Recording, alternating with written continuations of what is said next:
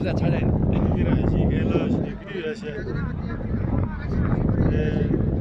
이사지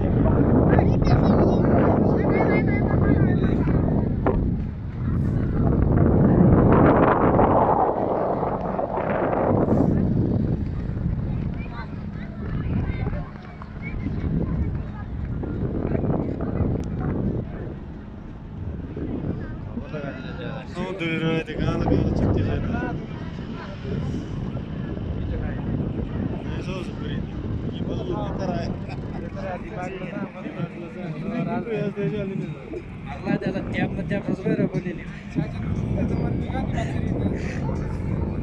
गाडी ना घ्या कार कारच घ्या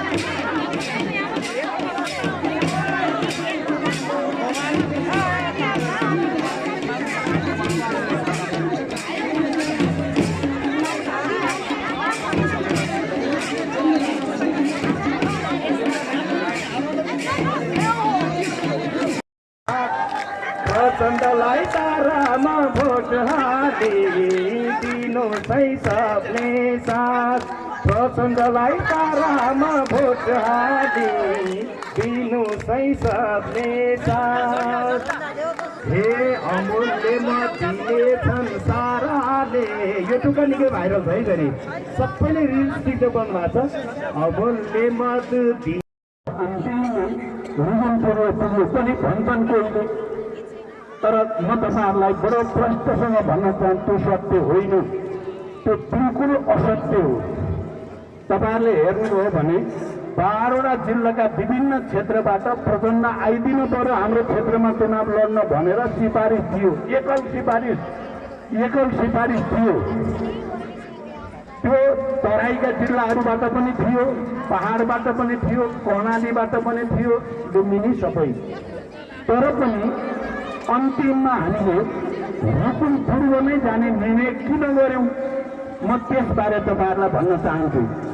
किनकि रुकुम रोल्पा हिजो हाम्रो क्रान्तिको आधार इलाका हो, केन्द्रीय आधार इलाका।